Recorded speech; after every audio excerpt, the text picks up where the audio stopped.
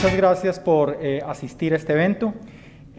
Hoy vamos a hablar de algunos artículos que nos parecen en diagnóstico han sido relevantes durante el año 2020-2021, año en que hemos leído mucho de SARS-CoV-2, de COVID-19, y en donde creo ha habido avances muy importantes en lo que tiene que ver con microbiología diagnóstica, pero que desafortunadamente creo han sido opacados.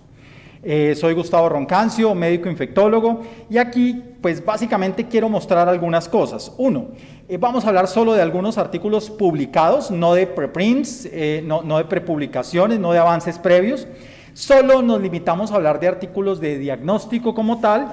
El tópico de interés claramente es laboratorio clínico y clínica, con una posible aplicación que sea de impacto en nuestro medio. Hay muchos artículos que aparecen con nuevas tecnologías, pero quisimos revisar lo que pudiéramos nosotros en realidad hacer en Colombia. No vamos a hablar de paneles de biología molecular en neumonía, SARS-CoV-2 o infecciones de transmisión sexual.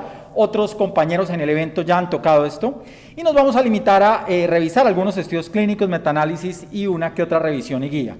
Esta revisión tiene claramente un sesgo personal, es el mío, en donde pues soy clínico, soy infectólogo y me interesa sobre todo resistencia bacteriana. Y quiero señalar que llamativamente en múltiples revistas que consultamos, la que más vimos que publicó artículos no COVID, no SARS-CoV-2 fue Journal of Clinical Microbiology de la Asociación Americana de Microbiología, y creo que sobre esta va a acaparar la mayor parte de los estudios que vamos a comentar. Quisiera decir que esto no pretende ser una revisión metodológica específica, no es una revisión a profundidad, más es un club de revistas con algunos tipos específicos de journal que creemos la gente que trabaja en laboratorio clínico debe revisar para cambiar algunas conductas o ver hacia dónde vamos en la cercanía al trabajo en diagnóstico clínico en nuestro país y que tenga pues lógicamente una correlación importante. Entonces, algunos artículos de los que hablamos, sepsis y bacteremia, y el primero, un paper que proviene de la Universidad de Missouri, en donde diversos autores, basados en una recolección grande de cepas, tratan de evaluar, bueno, cuál es en realidad el tiempo óptimo en que tenemos que tener los cultivos de hemocultivos, si valga la pena la redundancia, incubándose para dar un resultado. Es un trabajo que hemos visto, se ha repetido muchas veces, 7, 5, 4 días. Nosotros vemos que muchos laboratorios en nuestro país usan 5 días en general. Y digamos que a mí me llamó mucho la atención este trabajo porque tiene una gran cantidad de botellas, más de 11.500, y evalúan muchos puntos para tratar de ver qué es lo que en realidad deberíamos hacer. Y ante esto, miren ustedes que la gran mayoría de casos, los cultivos después de 4 días básicamente de estar incubándose no ofrecen ningún rédito diagnóstico. Se dice, bueno, ¿y entonces qué hacemos con los anaerobios? Pues los anaerobios, la gran mayoría que no son contaminantes, crecen antes de 4 días. Cutibacterium en realidad es el que se presenta con crecimiento más allá, usualmente los 4 días, pero cuando todos los que trabajamos en clínica sabemos que usualmente este es un contaminante en muchas botellas de hemocultivos. De allí que Cándida, que es el otro microorganismo que en un 92% de los casos crece en los primeros 4 días, podría quedarse en un 8% de casos sin diagnóstico después de esto. Pero en realidad lo que vemos es que en general hay un muy buen punto. Y siempre entonces los cardiólogos nos preguntan, bueno, y entonces con los microorganismos exigentes, los que llaman fastidiosos, ¿qué hacemos? Pues por la experiencia que nosotros tenemos y por lo que vemos en la literatura, la mayoría, y este artículo también lo resalta, crecen antes de 4 días. Entonces yo creo que este paradigma en microbiología ya cada vez se reevalúa más y no hay necesidad de dejar a perpetuidad los cultivos, 15 días o 30 días que hablábamos, pues en general las botellas de hemocultivos 4 días parece ser suficiente en la mayoría de los casos, excepto probablemente Cándida, donde un 8% sí va a crecer más allá del 4.º día, y digamos que esto hay que verlo de acuerdo a lo que busquemos y la microbiología específica que queramos evaluar. Hablemos entonces de gram positivos. Y en gram positivos, pues lo primero que quiero señalar es esta revisión maravillosa y una guía excelente que ha sacado la Asociación Americana de Microbiología en torno a la detección e identificación de Streptococcus agalactiae, Streptococcus del grupo B. Ustedes saben, microorganismo de gran relevancia en embarazadas, en maternas y en sepsis neonatal temprana e incluso tardía. Más que ponernos a revisar esto poco a poco, yo los invito a que lo lean, lo adapten a sus protocolos. Si usted tiene un centro donde maneje muchas embarazadas, este debe ser su guía de trabajo. Si quiere hacer un centro de diagnóstico en excelencia en identificación de Streptococcus agalactiae, debe tener en cuenta los pasos que aquí señalan, donde nos hablan desde la indicación, el momento de toma de los cultivos en embarazadas, el tipo de muestra a recoger y adicionalmente los procesamientos microbiológicos, los medios de cultivo a emplear y los test de susceptibilidad que se deben realizar, además de pruebas adicionales. Le dan un punto importante a las pruebas de tipificación basadas en ácidos nucleicos y llamativamente dicen que son aceptables, pero no son suficientes para todos los pacientes y se sigue insistiendo en básicamente las pruebas microbiológicas o las pruebas de cultivo para tratar de establecer y llegar a un diagnóstico específico. Se señala que las pruebas de aglutinación de látex no son todavía métodos aceptables para la detección del estreptococo del grupo B. Entonces, les invito a revisar esta guía en estos contextos. Vale la pena hacerlo en todos los laboratorios de microbiología que aíslen con frecuencia o tengan protocolos para este microorganismo. Segundo punto en gram positivos, pues es muy difícil, como ustedes ven, tener nuevas pruebas diagnósticas. Si bien en SARS-CoV-2 hemos tenido varias en menos de un año, en microbiología clásica pues hay que primero inventársela, evaluarla, reinventarla, sacar la patente, de pronto publicarla, presentarla, conseguir dinero para poderla promover, ejecutar y hacer mega estudios además de facturarla y hacer estudios postmercadeo.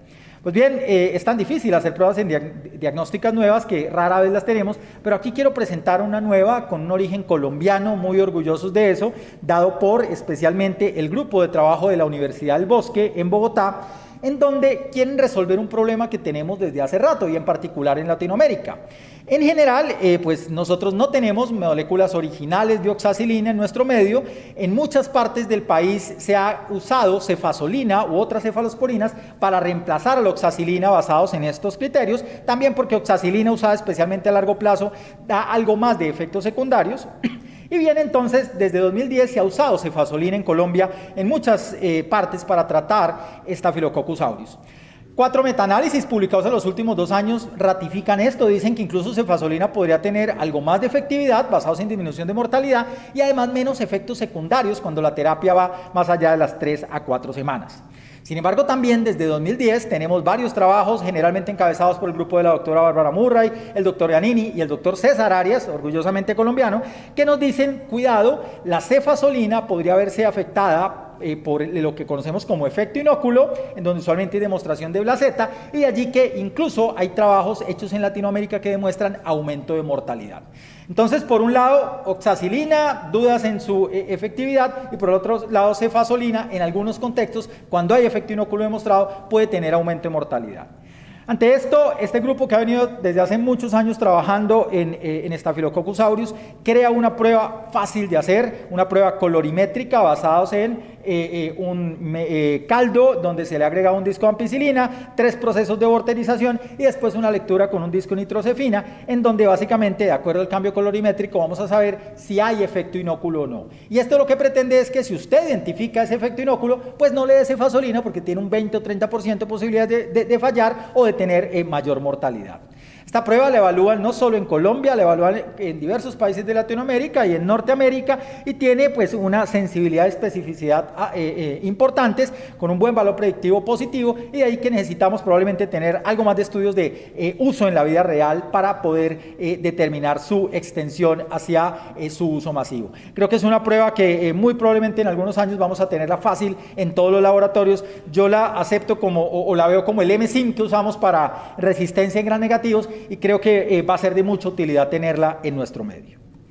También porque hay una cosa, hay situaciones variables dentro de la emergencia o la prevalencia de este efecto inóculo. No parece ser lo mismo para todas las ciudades, por ejemplo, dentro de un solo país. Y de allí que por eso alabo tanto el resultado de este grupo que ha trabajado seriamente en esto. ¿Qué más en gram positivos? Pues yo les quiero contar, hace algunos años con los doctores Robledo, la doctora Natalia, en el grupo Germen, evaluamos en Medellín qué pasaba con Staphylococcus aureus sensible a penicilina, dada la emergencia de algunos reportes en Norteamérica. Y para nuestra sorpresa encontramos que 20% de las cepas encontradas en estudios ambulatorios y 14% de las hospitalarias de las cepas de Staphylococcus aureus eran sensibles a penicilina. Esto que para muchos sonaba raro, pues en realidad cada vez es una realidad y en el mundo se viene describiendo algo similar. 15% de las cepas de Staphylococcus aureus pueden ser sensibles a penicilina. Y hay muchos, digamos, empezamos a mencionar que esto probablemente era porque ya no usamos penicilina y rara vez se utiliza ampicilina. Pero este estudio me ha llamado demasiado la atención en torno a lo que se empieza a describir con este fenómeno. Y lo que se empieza a describir, al igual de lo que pasó con Staphylococcus aureus resistente a oxacilina, asociado a la comunidad donde venían clones, probablemente muchos de zoonosis, de granjeros, pues bien, aquí pareciera haber un clon nuevo que es sensible a la penicilina, que parece que viene de origen animal y es el llamado CC38 y que básicamente no tiene placenta y eso permitiría tratarlo con penicilina o incluso con cefazolina sin ningún problema.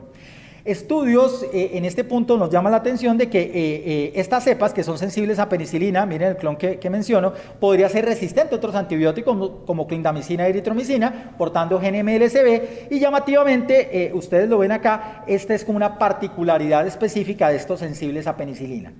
Y acuérdense que para que un Staphylococcus aureus zoonótico pase y de enfermedad del hombre debe tener lo que llamamos clúster de evasión inmune. Y miren ustedes, esta cepa que estamos mencionando, estos clones nuevos, tienen ese clúster de evasión inmune proliferando llamativamente. Entonces empezamos a ver que sí es real lo que vemos de Staphylococcus aureus sensibles a penicilina. Otros trabajos dicen que se deben tratar con penicilina y la justificación es que más allá de no usar este antibiótico hace muchos años, puede ser que tengamos una evolución desde otras especies que haga que esto llegue a predominar.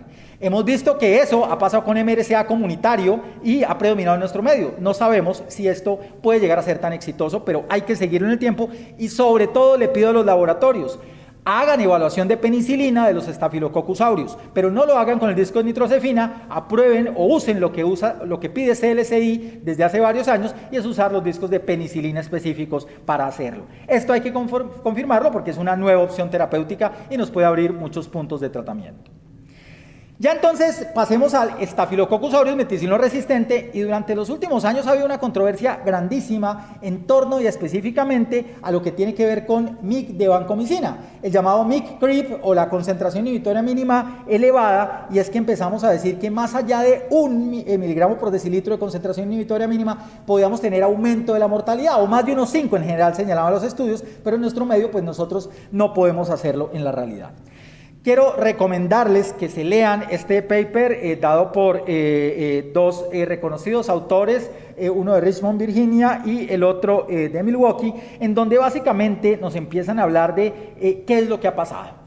Entonces, la doctora Sara Revolinsky, quien trabaja en Milwaukee, nos empieza a decir, mire, sí hay que seguir reportando la concentración inhibitoria mínima de vancomicina, porque según lo que nos dicen las guías, hay que hacer área bajo la curva sobre concentración inhibitoria mínima. Entonces, usted necesita saber la concentración inhibitoria mínima, las guías de vancomicina del 2020 lo respaldan, y si es más de 1, pues de pronto usted dele otro antibiótico que no sea vancomicina, si no llega a cumplir el parámetro de área bajo la curva sobre la MIC más de 400. Durante años se ha defendido que entre 1 y 2 puede haber peores desenlaces clínicos y digamos que si bien esos estudios son no aleatorizados, en general los estudios descriptivos han ido hacia señalar este punto. Pero aquí el doctor Christopher Dean de la Universidad de Richmond empieza a hablar y dice no, en realidad mire que tenemos puntos diferentes y el principal lío que él señala es que la variabilidad inter y entre métodos existentes es demasiado grande y esto lo vemos en la práctica clínica. En una institución le da Staphylococcus aureus resistente a oxacilina con MIC de 1 para vancomicina y va a la otra institución en menos de 48 horas y ya es de 2 la MIC. Entonces, la otra pregunta que se hace el doctor Dean es, bueno, ¿es el número correcto ahora bajo la curva sobre la MIC más de 400? ¿No será mejor 500 con base en lo que estamos evaluando? Y pues llama la atención que hay alternativas nuevas como ceftarolina, daptomicina y todos los lipoglicopéptidos que vienen adelante que pueden ser algunas alternativas mejores. Por otra parte, todos los que hemos trabajado con ITES nos hemos dado cuenta de una cosa, y es que muchos dan en 2. Entonces, no parecen ser tan confiables como lo esperábamos, a pesar de que evidencia en el pasado lo señalaba así. Y cuando se evalúa con test adecuados de microdilución en caldo, casi todo lo que estaba entre 1 y 2 de MIC iba a ser 1, y de allí que usualmente por eso él dice no vale la pena hacerlo porque no nos va a ayudar.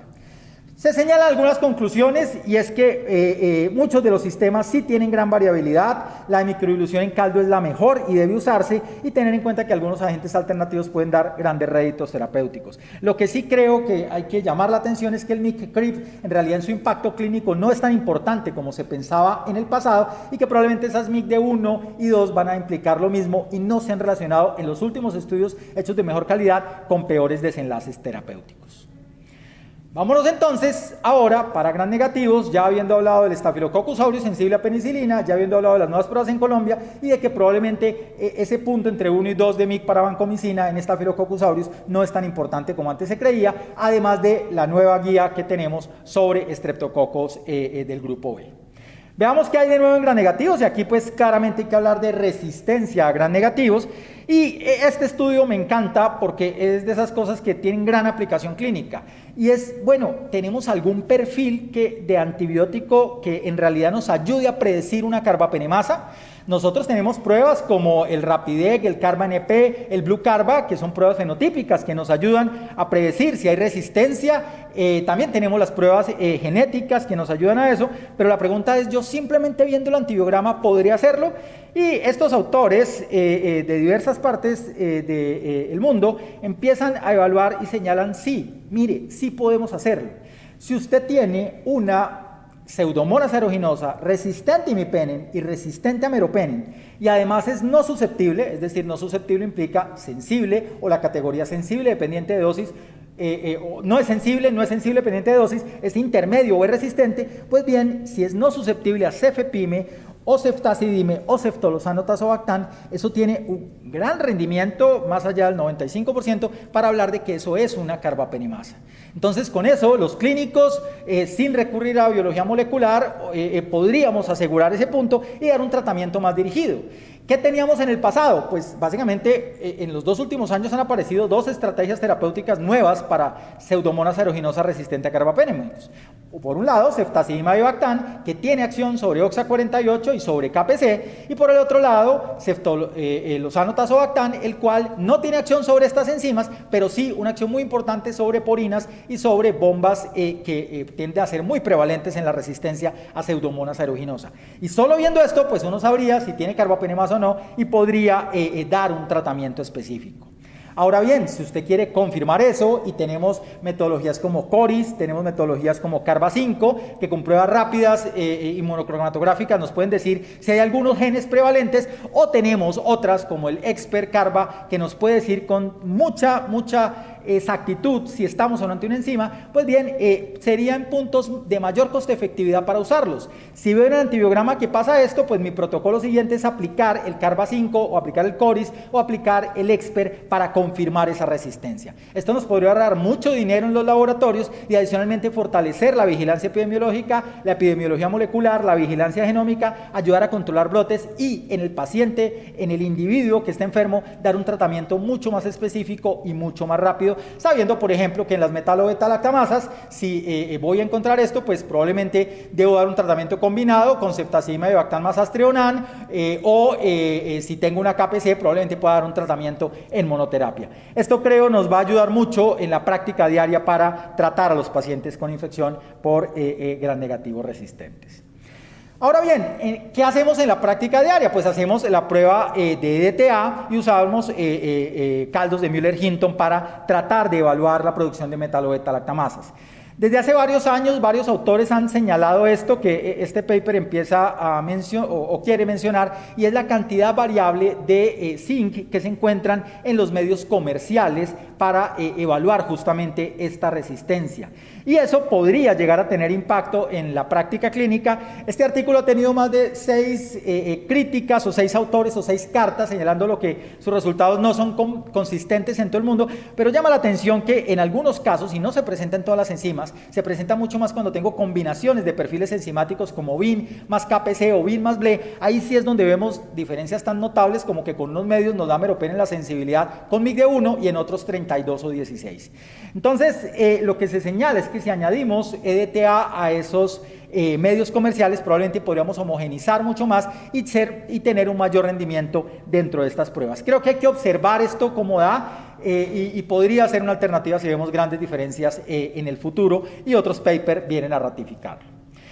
Otro punto entonces para lo que tenemos en relación con resistencia es que hemos usado mucha ceftazidima y bactán en el último año debido a gran cantidad de Pseudomonas aeruginosa que se han presentado en el entorno de infección asociada a SARS-CoV-2, y ante esto pues quisiéramos ver cómo se comportan las pruebas comercialmente disponibles, sabiendo que en este año, por ejemplo en Colombia, ya tenemos una tarjeta que nos empieza a hablar de ceftazidima y bactán.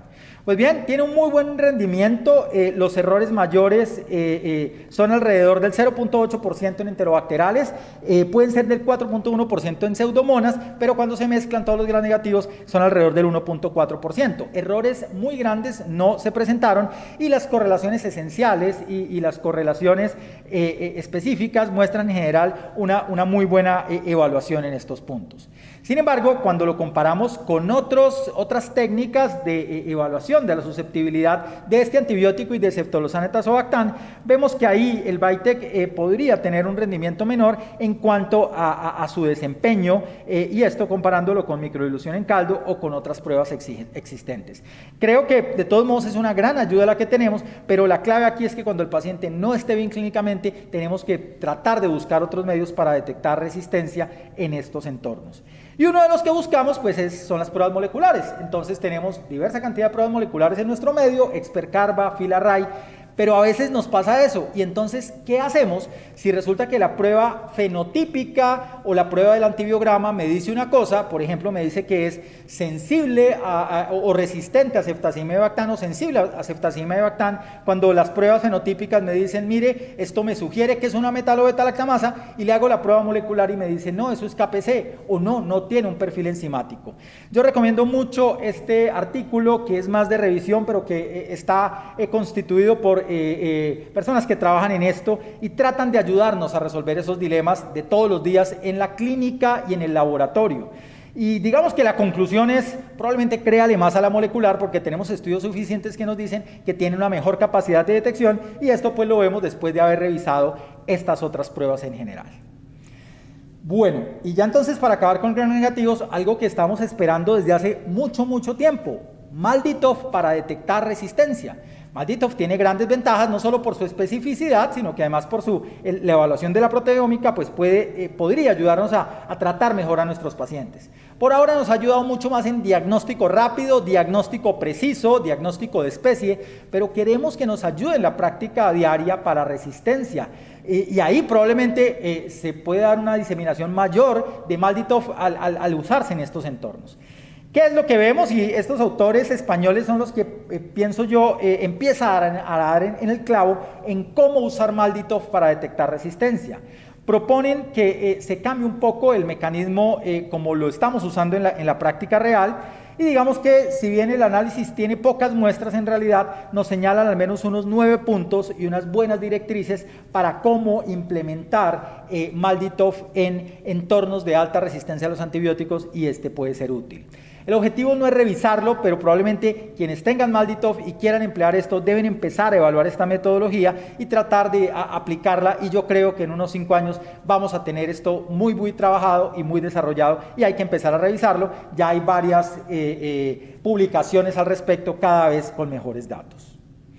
No sé si a ustedes les ha pasado, pero hemos visto bacilos gram negativos seleccionados con resistencia a carbapenémicos, que nos aparecen a veces con resistencia a ceftazidima y bactán, a ceftolozane tazobactam, y pues tenemos colistina y polimixina, unos antibióticos baratos, buenos no estamos tan seguros porque algunos estudios muestran inferioridad, pero que en estos entornos nos han dado la mano en algunos casos, y yo creo que nos van a seguir dándola también en algunos casos de bacilos gram negativos multiresistentes o pan resistentes que no puedan ser tratados con los antibióticos que tenemos.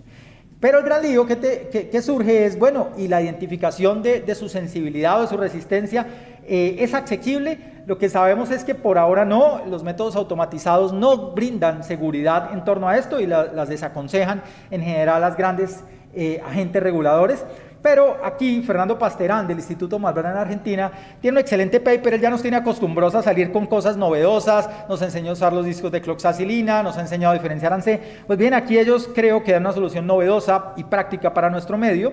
Es en algunos procesamientos poner una gotica, como ustedes lo ven ahí, de colistina diluida o del polvo de colistina y hacer ITES y tratar de verlo. Y de acuerdo a eso, miren ustedes con pruebas fenotípicas o evaluando simplemente la morfología, podríamos saber si hay sensibilidad o no a colistina. Y este tipo de pruebas creo que las necesitamos cada vez más en nuestro medio y pienso que debe leerse por todo el mundo y pues si bien no están totalmente validadas, podrían sí ayudarnos en un futuro a identificar estos puntos. ¿Qué es lo que vemos? Un buen rendimiento en general para identificar estos puntos de resistencia y sensibilidad a colistina. Ya entonces, para acabar con gran negativos, Stenotrophomonas maltophilia, hemos visto algo de recurrencia debido también a COVID, a uso masivo de carbapenémicos, y en estos entornos la pregunta es si los medios o los métodos microbiológicos automatizados, métodos de cultivo automatizados, nos sirven adecuadamente. ¿Qué llama la atención? Que el Vitek nos ayuda en general en muchos casos con trimetoprim-sulfa. Eso es lo que hacemos en la práctica diaria, pero miren lo que le pasa aquí en comparación con otros medios. Podría tener menos susceptibilidad el Vitek versus otros. Y entonces aquí la pregunta es, ¿cuál es el que no me sirve? ¿No me sirve el Vitek o no me sirven los otros? Pues bien, digamos que en estos contextos el Vitek parece defenderse mucho mejor y miren lo que pasa con otros antibióticos en donde sí puede haber algo de mayores diferencias. Creo que cuando un paciente con Stenotrophomonas maltophilia no me esté respondiendo a lo que yo estoy viendo, podría en estos contextos evaluarse si lo que tiene aquí de impacto en lo que tiene que ver la sensibilidad de este microorganismo puede estar dado por una alteración dentro de los mecanismos automatizados. Micobacterias, tres cositas. Una, tenemos una prueba que es el LAM, el lipoarabinomanán, que se detecta por un antígeno en orina, se ha evaluado más en pacientes de menos de 50 y 100 CD4 con VIH, y tenemos las pruebas de GeneXpert tradicionales que nos han servido muchísimo para diagnosticar. Entonces aquí estos autores quieren preguntarse si por qué no las mezclamos las dos y de pronto tenemos un buen rendimiento, y básicamente lo que se encuentra es que sí podría añadir algo más el antígeno, pero sabemos solo tiene un buen rendimiento en pacientes con VIH, con CD4 menos de 50, y digamos que puede ser en algunos casos de áreas endémicas y muy endémicas una estrategia diagnóstica, sabiendo que el costo incremental del lipoarabinomanán es de un 30%, mientras el EXPER es un 75%, pero veo yo que en Colombia cada vez más las guías, y especialmente la guía que aparece el año pasado, sugiere mucho usar EXPER para diagnosticar tuberculosis, incluso en algunos contextos pudiendo llegar a reemplazar a la baciloscopia como tal. Lo aplicaría por ahora en nuestro medio. Yo aquí pongo que por ahora preferiría el uso de EXPER y quiero traer a colación lo que estamos viendo con micobacterias, en donde en muchas de nuestras ciudades podemos tener disponibilidad de lavadora oncoalveolar, y lo que vemos en este metaanálisis también muy reciente es que el EXPER dado en lavadora oncoalveolar tiene una sensibilidad muy importante y una especificidad también importante, pero ojo, acuérdense que en niños puede esto no ser tan importante porque en estos lo que tenemos es una menor especificidad y menor sensibilidad a la hora de usarlo. Para adultos creo que si no encontramos en esputo micobacterias, si cultivos son negativos, si EXPER es negativo y si ZN es negativo, probablemente el siguiente paso es lavado broncoalveolar, más allá de añadir un lipoarabinomanán al diagnóstico. Ya simplemente para acabar, en hongos, pues en hongos nos cambiaron el nombre a la mayoría de cándidas y nos cambiaron el nombre a gran cantidad de especies que teníamos. Candida krusei ya no se llama así, les invito a revisar este paper que aparece señalando los últimos cambios en cuanto a los nombres. Créanme que no es fácil y hay que tener esto a la mano para poder identificarlos. Yo les agradezco mucho, espero que esto sea de utilidad y les invito a revisar estos y otros papers que han aparecido en microbiología clínica en el último año. Muy amables, muchas gracias.